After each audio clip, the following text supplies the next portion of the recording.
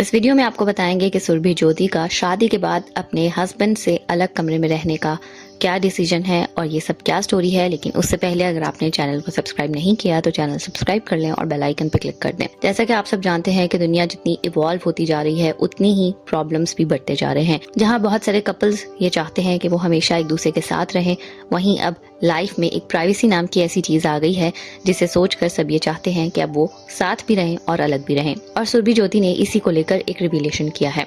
सुरभि का कहना है कि वो और उनके हस्बैंड दोनों ही जब काम नहीं कर रहे होते, शूट नहीं कर रहे होते, तो वो वर्क फ्रॉम होम करते हैं और इसीलिए दोनों को अपने अपना काम करने के लिए, अपने अपने टाइम पे वो काम करने के लिए एक अलग जगह चाहिए। और दोनों ने एक ही घर में एक एक अलग कमरा ले रखा है। दोनों साथ रहते हुए भी एक दूसरे के साथ नहीं होते हैं और अपने अपने समय पर अपने अपने तरीके से उस कमरे में रहते हैं।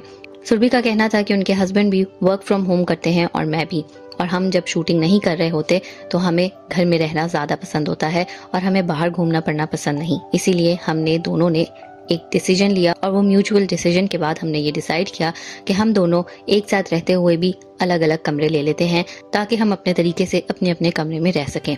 ये बहुत रेयर है लेकिन ये होता है।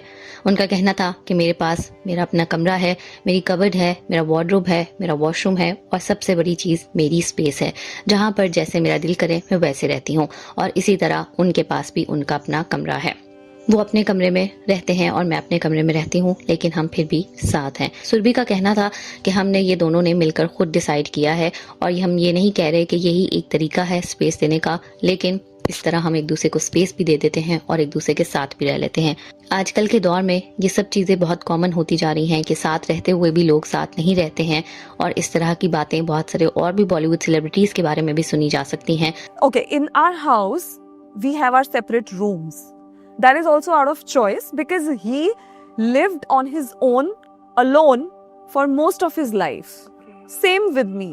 आप इस पर क्या कहना चाहेंगे? क्या आपको ये अलग अलग कमरों वाला कॉन्सेप्ट समझ आता है या नहीं? हमें कमेंट्स में बताना ना भूलिएगा।